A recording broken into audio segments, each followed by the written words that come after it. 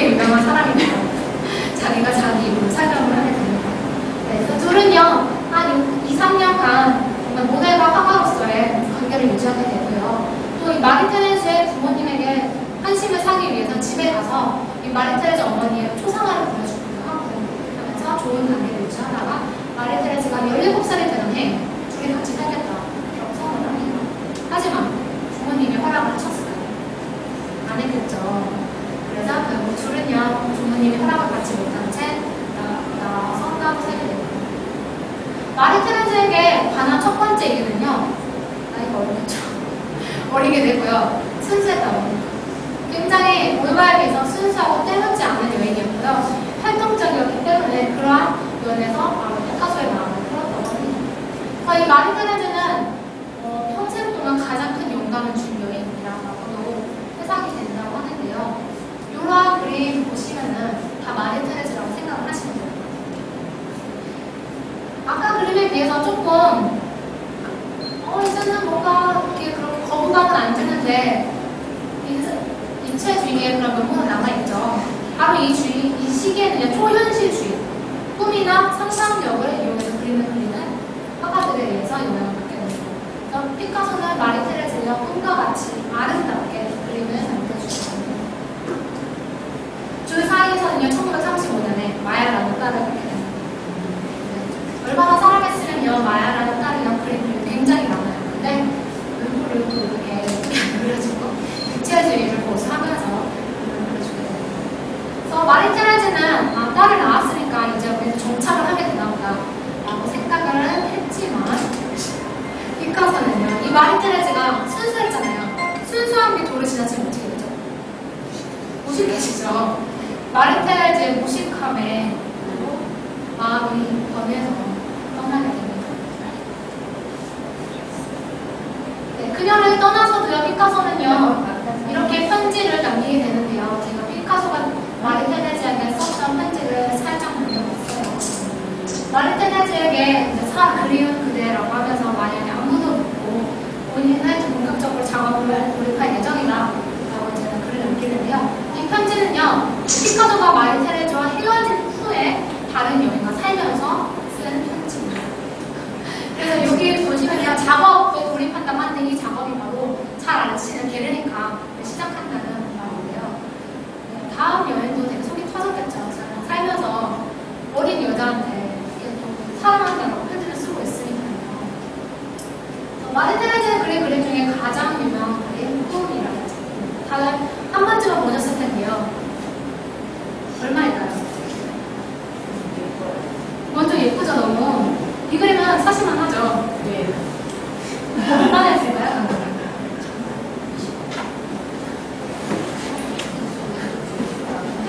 천만원 주시고 1992년에 500억에 거래됐습니다. 지금은 잘 모르겠어요. 얼마나 될지. 아직 경매에 나오지가 않아서요. 라스베가스에 가면 윈이라는 호텔 혹시 들어보신 분 있으실 거예요? 윈. 네, 스티브 윈이라는 미국의 굉장히 큰 호텔을 정말 몇백 개를 갖고 있는 사람인데요. 그 사람이 구입을 해서 자신의 방으로 합니다. 그래서 우연의 일치인지는 모르겠지만 이 그림의 제목이 꿈이잖아요. 그 호텔, 윈 호텔도요, 꿈이라는 주제를 갖고 호텔을 꾸몄다고 합니다. 근데 이 그림이 조금 안타까운 일을 당하게 됩니다. 그래서 윈에 있는 스티브 윈이 그림을 그려놓다가 자기도 모르게 팔꿈치를 그리는 시간이 돼요. 그래서 그림이 찌그러져서 경매가가 많이 떨어졌다고 하는데 다음 경매에 나오면 꼭 깎아달라고 구매하셔도 예쁘니까 괜찮을 것 같아요. 그래서 그 당시 막 기사가 뜨기로는 500억짜리 팔꿈치다 하면서 스티브 윈을 조롱하는 기사들도 많이 뜨게 되었고요. 네, 뭔가 몽롱하고 아름다운데요. 피카소가 마리 테레즈를 그리면은 굉장히 성적인 암시가 많이 담겨져 있었다고 합니다. 그래서 여기 보시면 인상주의, 입체주의 같은 얼굴에 옆모습 다 좋죠. 근데 이 반대편에 보이는 게 그 어떤 사람들은 피카소의 성적인 여성에 대한 성적인 열망을 남성의 성기로 표현한 것이다 라고 해석을 하기도 합니다. 그래서 이 마리 테레즈 좀 보면요, 옷을요 이렇게 봐 앉으면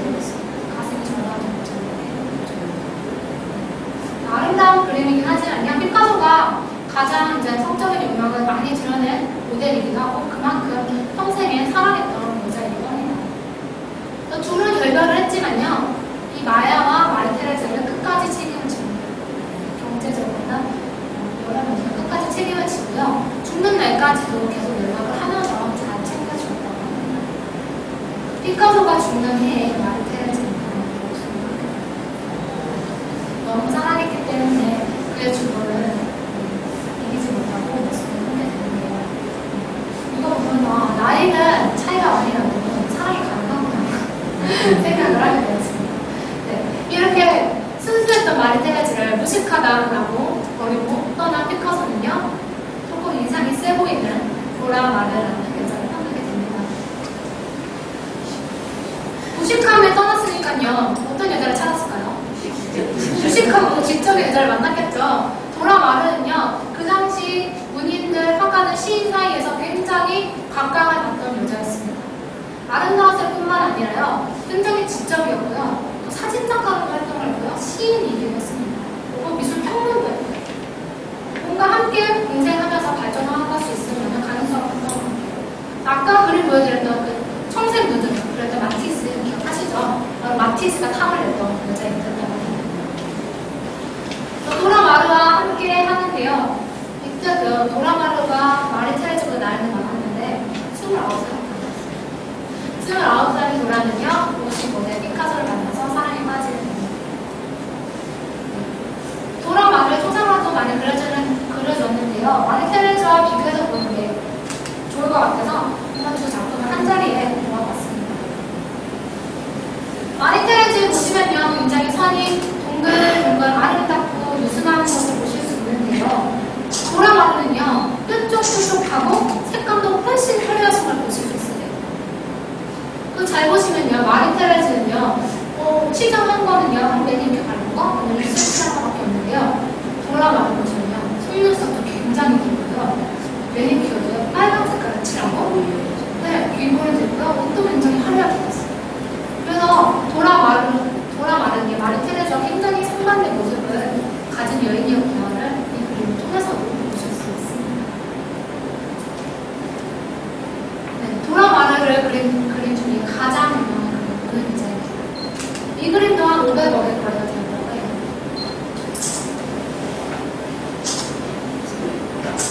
뭔가 아름다운 모습이 있는데요. 굉장히 추하게 그렸죠. 그래서 정말 손에 손수건지를 짚고 입에다 물고 있는 모습을 그렸는데요. 왜 도라를 우는 여자로 그렸을까요?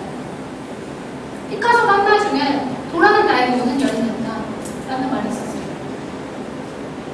도라가 아까 전에 그 마리테레즈의 편지를 생각해 보시면 도라가 왜 울었는지 조금 이해하시고 자신이랑 살면서요, 전 여인을 잊지 못해서 사랑한다 라고 계속 편지를 쓰고 있고요.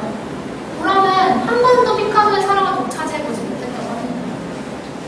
그리고 도라가 사는 동안 마리테레즈와 피카소의 아트리에에서 마주치게 됩니다. 그 두 여인은요, 목탄을 벌게 되는 거죠. 머리를 잡고 싸우게 돼요. 그러면 대부분 남자가 어떻게 해야 될까요? 말려야 되죠.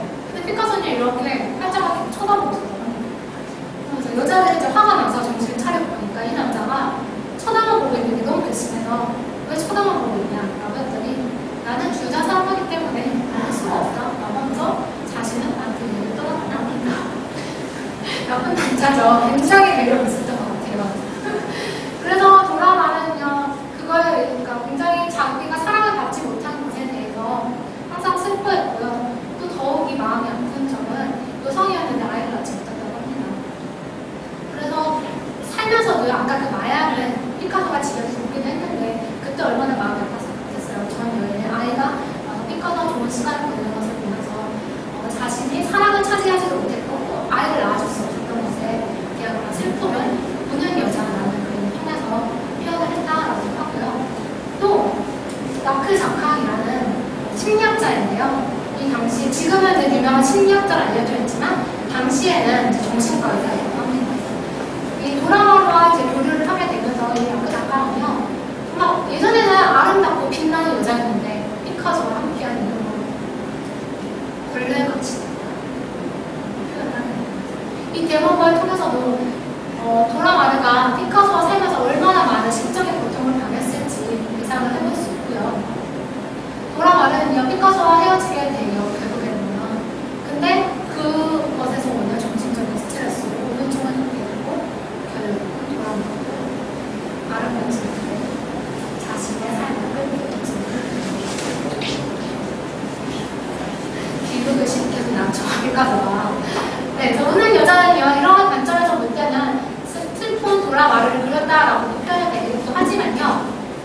또 이 당시가요, 스페인 내전이 일어나려고 하던 그 무렵이었습니다. 그래서 이 우는 여자는 바로 스페인 내전을 겪고 있었던 그 피카소가 파리에 있으면서 스페인 내전 소식을 들었을 때 정말 억장이 무너지는 그런 소식을 그 자신의 마음을 우는 여자라는 그림을 통해서 투영시킨 것은 아닐까라고 보여지기도 하는데요. 네, 바로 스페인 내전이라고 하면 되는 게르니카죠.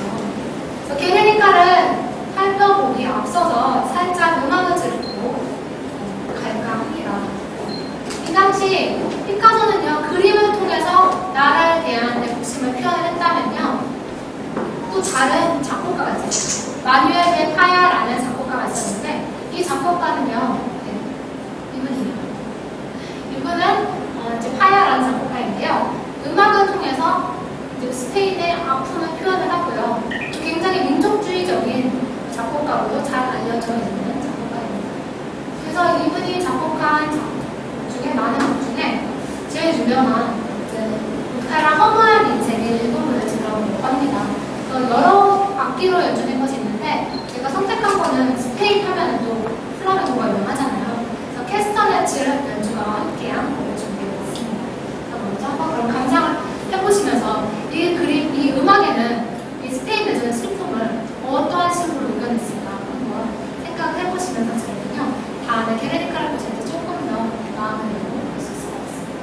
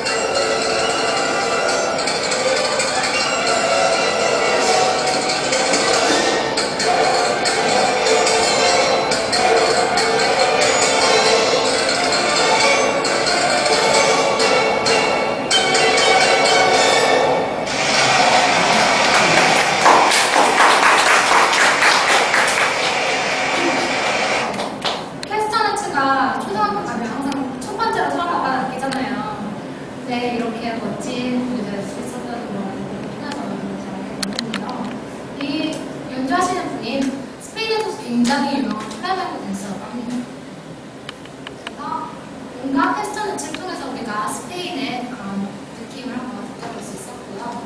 바로 이 허무한 인생은요, 이 게르니카와 동시대의 작품이 되게 됩니다.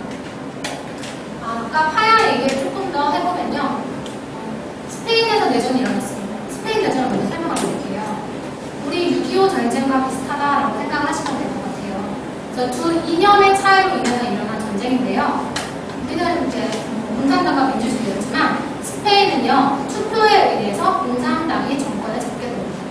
근데 이에 반하던 바로 군부 정권, 프랑코 장군을 주축으로 한 군부 정권들이요, 쿠데타를 일으키게 됩니다. 바로 이 두 세력이 싸우는 게 바로 스페인 내전인데요. 단순하게는요, 두 정치적인 이념이라고 생각하실 수 있겠지만요, 이 프랑코 장군은요, 우리가 일반적으로 생각하는 주류에 서는 사람이었고요, 공산당은 새로운 신진 세력이었다라고 생각하시면 되는 것 같아요. 그래서 주류였던 사람들은요, 지주 아니면 귀족들, 카톨릭 세력이 있었고요. 또 새로운 세력은요, 이제는 새로운 이제 신진 학자들이나 유학파, 그 다음에 그런 노동자들이 있었습니다. 그래서 이렇게 큰 두 세력과 신세력이 싸움을 벌이게 되는데, 이 당시 피카소는 언제 있었을까요? 프랑스 파리에 있었습니다. 그래서 물론 가보지는 않았지만 그 소식을 듣고 굉장히 마음을 아파했다고 합니다. 그래서 이 파리 스페인 내전을 통해서 굉장히 많은 사람이 죽었는데요. 그 중에 하나가 바로 이 게르니카라는 곳에서 많은 사람들이 죽게 됩니다. 게르니카는요, 파리나 이런 것처럼 큰 도시가 아니라 정말 작은 도시인데 왜 이곳에 이렇게 하고 있을까요? 바로 프랑크 장군은요, 나치와 손을 잡게 됩니다.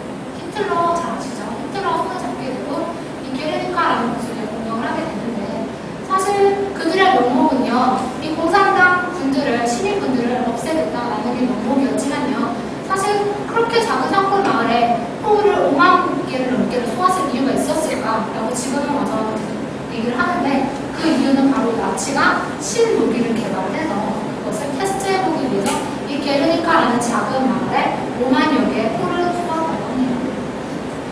네, 그것으로 인해서 3분의 1이 넘는 사람들이 다 죽게 되게 됩니다. 이 사실을 피카소는 듣고 너무너무 마음을 아파했다 하고요. 또 파야는요, 아까 보여드렸던 파야는요, 네, 그 일로 인해서 이제 좀 스페인에게 마음을 내려놓고 아르헨티나로 가는 겁니다. 아르헨티나에서 이 허무한 인생이라는 곡은 스페인에서 시작했지만 아르헨티나에서도 지속해서 만들어본 곡이고요. 이 곡에서도 어느 정도 그런 지식인으로서의 분해와 아픔을 담고 있지 않나 생각합니다. 이 그림도 굉장히 커요. 3m가 넘습니다. 이 그림은 아까 피카소가 파리에 있었다고 말씀을 드렸는데요. 프랑스 파리에 이제 항상 박람회가 열렸는데, 그 박람회는요, 전 세계에서 와서 보는 박람회였습니다. 이 당시 우리나라에서도요, 고종황제 이럴 때 파리 박람회를 보기 위해서 사절단을 파견을 했을 정도로 큰 박람회였는데, 그 박람회에 스페인관에 출품을 하기 위해서 스페인 정부에서 바로 부탁한 그림이 게르니카입니다. 이 그림 굉장히 크지만요, 한 5주 만에 다 그려졌다고 해요. 5주 만에 다 그려졌어요. 잘 보시면요, 어떻게 전쟁이 아픔을 그리게 나왔을까. 또 언뜻 보시기에는요, 또 입체주의 성향이기 때문에 그림을 이야기를 했는데, 자세히 보시면 사람이 보이는데요, 부러진 칼을 가지고 있습니다. 바로 전쟁에서 실패했다는 것을 얘기하고요. 또 여기서 보시면 죽은 아이를 안아서 물건이 나오고 있습니다. 이쪽에 있는 여기는요, 여기 보이시는 게 화염이에요. 화염 속에서 또 동물들은요, 울고 죽고 있습니다. 색채는 굉장히 어둡죠. 검정 하얀. 또 우리가 뭔가 큰 색적 모처럼 색깔로 큰 감동을 주지 않지만요, 자세히 보시면 그 단조로운 색 안에 얼마나 아픈 스페인의 모습을 담으려고 피카소가 노력을 했을지 보실 수 있으십니다. 또 여기 보면 황소가 있죠.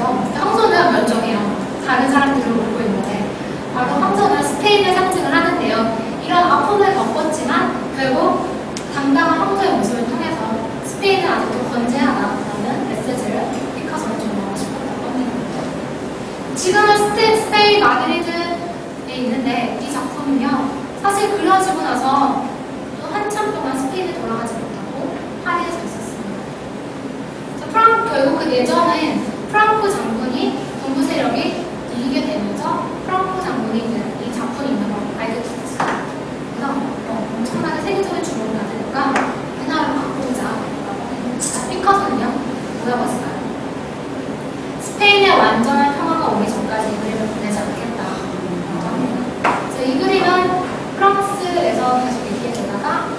피카소가 죽은 지 100년이 되던 해에 100주년 기념을 하면서 스페인으로 가게 됩니다.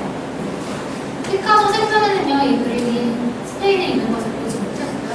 피카소 사후에 피카소의 뜻을 따라서 스페인이 군부 정부에서 벗어나고 안정된 국가가 되었을 때 그릴 게르니카를 다시 스페인에 환원을 하게 됩니다. 아픈 역사를 지니고 있는 그림이죠. 아까 전에 말씀드렸던 우리가 음악을 듣고 해서 어떤 여자인지 제가 까먹었을 것 같아요. 도라마르였죠. 도라마르가 직업이 뭐였죠? 시인이었고 사진작가였죠. 그래서 피카소가 그림을 그리는 장면은 굉장히 사진을 많이 그려주죠. 게르니카 바로 밑바탕으로 된 그림이고요. 도라마르는요, 예술적인 감각이 있었기 때문에요. 워낙 큰 그림이었기 때문에 피카소의 지시에 따라서 이렇게 한 구석구석을 색칠을 하기도 했다고 합니다.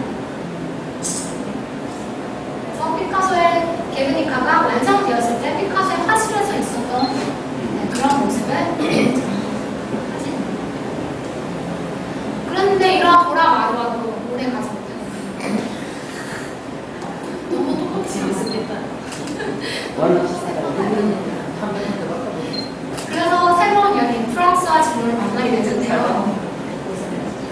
또 친구, 자기 여자친구가 친구를 못하니까 도라마르와는 이제 함께 있었던 처음 사귀고 만났을 때 같이 있었던 여인이라고 합니다. 도라마르와 이제 피카소가 어떻게 만났는지 제가 아까 전에 말씀 안 드렸는데요. 프랑스와 진로도 함께 있었다고 하는데 도라마르가 카페에서 피카소가 여인이 좀 앉아있는 근데 관심을 끌고 싶으니까 자기가 자기 손을 칼로 잘라서 소란을 일으켰대요. 자기 손을 그냥 칼로 베어서요. 하면서 이렇게 소란을 일으켜서 피카소가 와서 아름다운 아가씨가 피가 나고 있으니까 닦아줬대요. 그러면서 이제 도라마르와 친하게 됐는데 그때 함께 있었던 연인이 프랑스와 진로. 프랑스와 진로는요, 이제 지금으로 말하면 이제 엄친딸 정도 되는 굉장히 다재다능한 능력을 가진 여성이었습니다. 영국 캠브리지 대에서요, 영문학을 전공하고 또 이제 변호사로 활동을 준비를 하다가 예술에 대한 길을 걸어가고자 예술가의 길을 걸어가는 젊은 여성 화가였는데요. 63세에 23살 아가씨가 만났습니다. 얼마나 즐겁게 생활을 하는지 보실 수 있는데요. 보이시죠? 굉장히 예뻤죠? 프랑스와 진로는 피카소와 함께 하면서 많은 영향을 서로 주고받고 안정적으로 삶을 살아가는 듯 했습니다. 한국 학사에도 그때 만들어진 작품인데요. 한국 학사는 조금 있다가 프랑스와 진로에 대한 이야기가 마친 후에 제 수능을 설명을 드리도록 하겠습니다. 진로는요, 항상 여기 꽃으로 표현이 됐습니다. 아까 마르테네즈는 뭔가 꿈꾸는 듯한 여인으로 표현이 됐다면 진로는 이렇게 꽃의 여인이라고 표현이 돼서 피카소의 그림에서 항상 꽃이면 진로, 프랑스와 진로인 것이다 생각을 하십니다. 얼마나 예뻤으면 꽃으로 표현됐을까요? 진로는요, 두 피카소와 사이에서 딸 하나, 아들 하나를 낳게 됩니다. 팔로마와 클라우드라는 딸을 낳게 됐어요. 네. 이렇게 행복한 삶을 살아갔으면 했습니다. 네, 근데 또 이 피카소의 그런 여성에 대한 혁명이 어디 갔을까요? 안 갔겠죠. 또 자꾸 다른 여자를 만나시잖아요. 대부분 그 전까지는요, 피카소가 먼저 떠나고 여자를 버림을 받는 입장이었잖아요. 이 프랑스와 진로는요, 첫 번째로 자기가 먼저 이걸 선언을 했습니다. 네, 멋있죠? 당당하게 이별을 선언을 하고요, 자신은 예술가의 길을 걸어가게 되고요. 그 후에 이제 미국인 남편과 다시 재혼을 해서 지금도 행복한 삶을 살아가고 있습니다. 그럼 참고로 이 아들딸 어떻게 살고 있나 궁금하실 것 같아서 말씀드리려고요. 네, 원래 남의 가족이가 제일 재밌잖아요. 이 딸은요, 혹시 티파니 보석 아시죠? 네. 네, 티파니 보석 디자이너를 일을 하고 있고요. 네. 역시. 팔로마 라인이라고 있는데 바로 이 팔로마가 디자인한 라인이고요. 또 이 아들은요 지금 이제 피카소 재단에서 이제 큰 일을 하고 있다고 합니다. 대부분 피카소의 전시회를 관리하고 있고 또 아버지 잘 둬서 꽤 부자가 살고 있습니다. 다시 셋인가? 틀렸다는 첫 번째 마야는요 지금도 이제 넉넉하게 살아가고 있는데요. 사실 이 둘만큼 크게 이렇게 사회적으로는 인정받지는 못하고 하지만 소소하게는 살아가고 있고요. 이제 제일 마음이 아픈 게 첫 번째 아들이에요. 첫 번째 아들은 왠지 모르겠는데 피카소가 챙기지 않았다고 해요. 마야도 계속 챙기고 이제 나중에 마지막에 제가 피카소 가족들이 투어를 가려고 하는 사진을 보여드리면 마야도 있고 두 아들 딸도 있는데 첫 번째 아들 파울로는 없어요. 파울로는 엄마와 페르난과 함께 굉장히 가난한 삶을 살았고요. 가난한 삶을 살다가 피카소가 죽자 난 천아들이니까 유산을 좀 주나 라고 생각을 했는데 이 유산 문제가 또 꼬이기 시작합니다. 그래서 되게 안타깝게 가난하게 살게 되고 되게 이른 나이에 삶을 마치게 되고요. 그러고 이제 그 손자가 소송을 걸면서 커지는데 이 손자도 피카소가 죽을 때 장례식을 하는데 그 장례식에 거부를 당하는 거예요. 입장을 거부당하는 거죠. 그러면서 이제 자신의 삶을 어떻게 할아버지 장례식에도 참여 못하는 게 어딨냐. 본인은 너무나 아버지가 힘들게 사는 것을 보았기 때문에 삶을 비관을 하고 꿈을 마시잖아요. 그래서 첫 아들, 그 손자들은 조금 비극적인 삶을 맞이하게 되고요. 재산이 안 갈 수가 없는 그 참아 어떻게 재산을 받았지? 그 얘기는 일단 마지막 여행에 얘기를 하면서 말씀을 드릴게요. 마지막 여행이 조금 유발라고 생각을 하실 것 같아요. 네, 그래서 프랑스와 질러는가 떠난 뒤에 바로 그린 그림인데요. 피카소가 얼마나 마음이 아팠으면 원래 자기 모습은 잘 이렇게 안 그리거든요. 항상 멋있게 그리는데 자신의 외로운 뒷모습을 그렸습니다. 프랑스와 질러가 떠난 뒤에 그린 지금 아픔을 막 가야지. 네, 아픔을 막 가야 돼요. 지막을 차고. 다시 프랑스와 질러에게 끝났으니까 한국 학살이라는 이 작품에 대해서 설명을 드릴게요. 사실 이 그림은요, 저도 그림을 공부를 하다가 깜짝 놀랐어요. 처음에 어떻게 피카소가 우리나라에 공부하지? 저 끝에 사는 사람이. 그런데 당시 굉장히 한국 학살의 스페인 내전과 비슷한 성격을 가지고 있는 존재였습니다. 한국전이 일어나고요. 미군이 개입을 하게 되잖아요. 그러면서 신천군이라는 황해도에 있는 신천군이라는 곳에서 미군이 개입한 우리나라군과 공산당, 북한군과 싸우게 됩니다. 근데 우리는 또 지금 남한이라서 그런데 피카소는요 공산당원이었어요. 아까 보셨던 도라마르가요 공산당원이었거든요. 그래서 도라마르의 영향으로 피카소도 공산당에서 입당을 해서 활동을 하게 됩니다. 그래서 이거는 이제 미술사와 관련된 얘기는 아니지만 1900년도 초반에 이제 이렇게 불온 선전물 같은 거 번개를 많이 할 때 한 크레파스 회사에서 피카소 굉장히 유명하잖아요. 피카소라는 크레파스를 만들려고 했다가 어떻게 이러한 불순한 화가의 이름을 이용을 하느냐 그래서 거부당한 적도 있었고요. 그 당시에는 피카소를요 공산당의 성격이 강한 화가라서 공부를 하지 않았다고 합니다. 최근 들어서 우리나라에서는 공부를 하게 됐지만 해방 이후에는 피카소는 전혀 대척당하고 공산당원으로 취급가 되었다고 합니다. 네, 그래서 이제 한국전쟁에서 미국이 개입을 하면서 북한 황해도에 양천군이라는 곳에서 전쟁을 일으키는데요. 그곳에서 이제 전쟁을 일으키는데 15만 명 정도가 일반 시민들이 죽었다는 사실을 듣게 됩니다. 피카소는요, 이런 2년간의 싸움을요, 너무너무 싫어했다고 합니다. 왜냐하면 본인도 그렇게 겪어봤기 때문에 얼마나 마음 아픈 일인지 알았기 때문에 그런 마음 아픈 소식을 듣고요. 사실 한국이라는 나라에 대해서는 알지 못했다고 해요.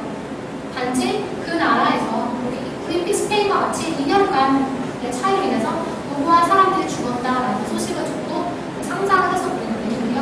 아까 보신 게르니카보다는 딱 보았을 때 조금 더 그림 읽기가 편하실 거예요. 좌우로 딱 나눠져 있죠. 오른쪽에는요 사람들이 있는데요.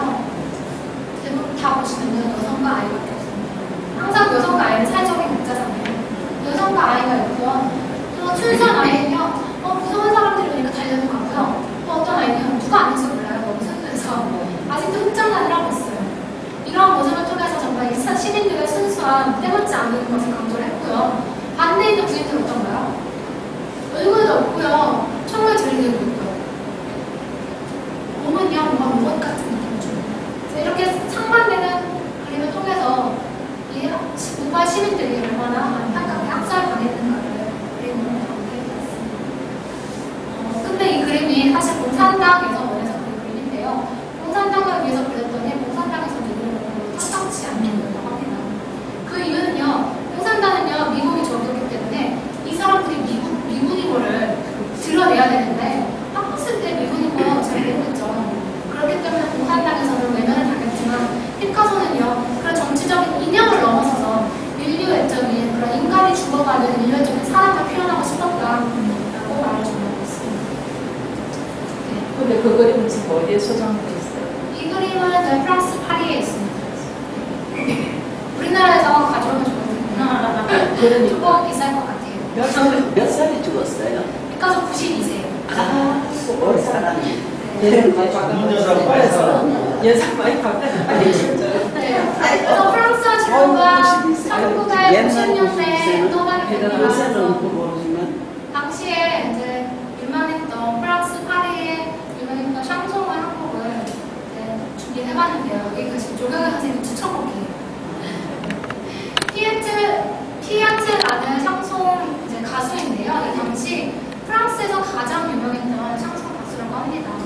그래서 이 가수도요, 이제 프랑스도 2차 세계대전 후에 독일 치하의 지배를 받게 되면서 굉장히 민족적인 노래를 많이 불렀는데요.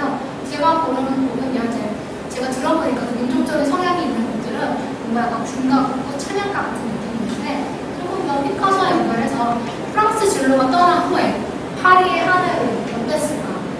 피카소가 느끼는 프랑스 파리가 어땠을까? 한번 상상을 해보시면서 한번 감상하고 넘어가도록 하겠습니다.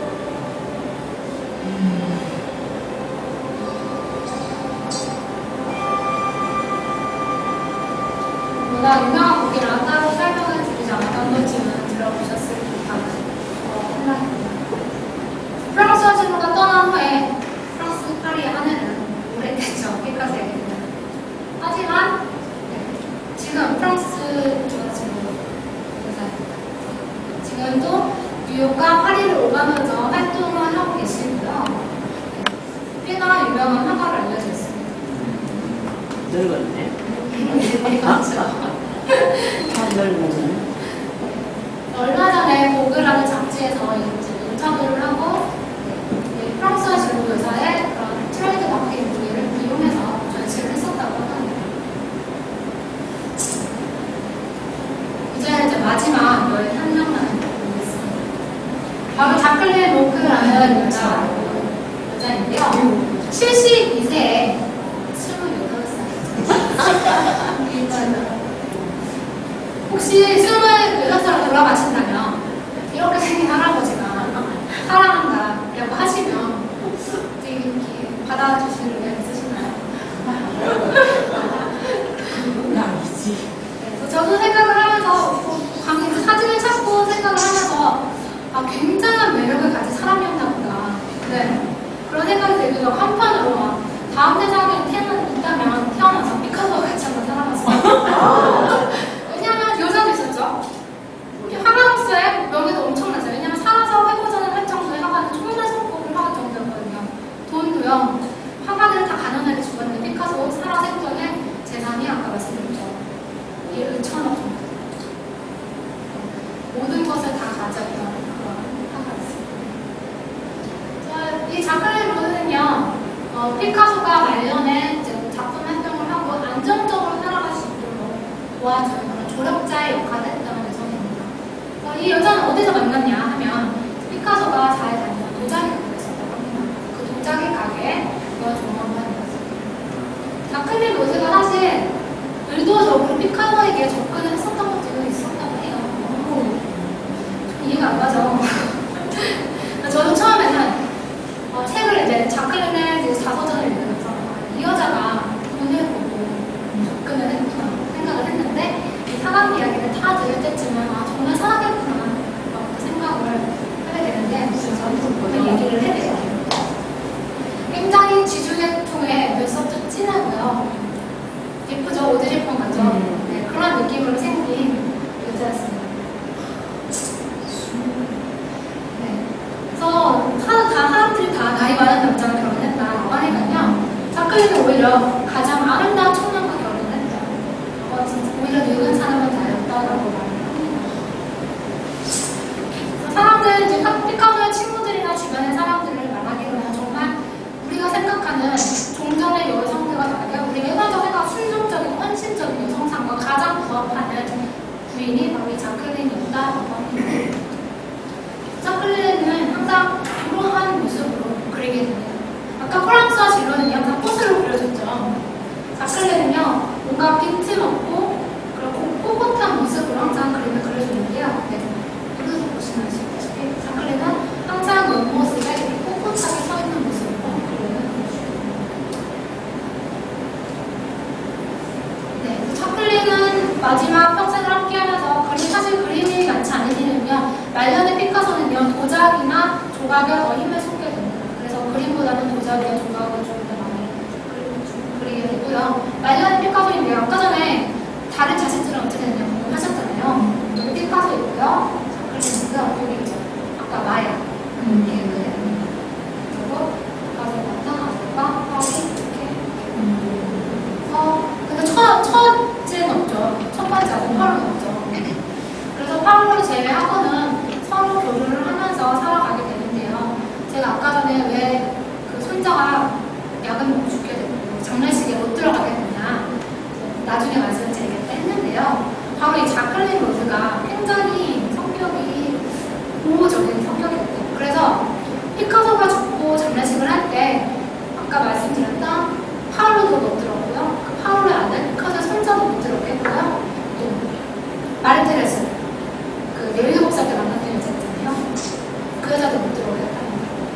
그래서 다들 장례식에서 거부를 당하고요. 네. 이러한 슬픔 때문이었는지 손자를 독공부를 먹고 자라를 하게 되고 또 마르테레스도 자신의 모습을 그렇지만 또 이 자클린이 굉장히 이렇게 차갑기만 한 여자는 아니었어요.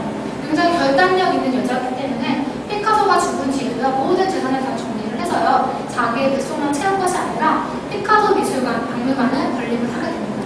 그리고 피카소 박물관을 건립을 하게 되고 전시를 열어가게 되면서 세계 곳곳의 박물관과 협약을 맺으면서 전시를 펴가면서 사후에도 피카소를 알리기 위해서 굉장히 노력을 많이 합니다. 그러나 자클린이 어느 정도 피카소가 이름을 알리게 되자 자클린도 피카소를 따라서 여기를 가게 됩니다. 목숨을 끊게 되는데요. 얼마나 피카소를 사랑했냐 하면 피카소가 죽은 뒤에는요 집안의 창문을 안 열었거든요.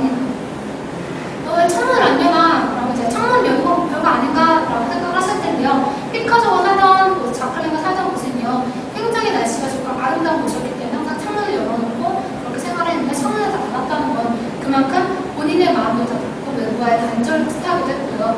또 밥을 먹을 때도 혼자만 먹는 게 아니라 항상 피카소가 없어도 피카소 자리는 마련을 했다고 합니다.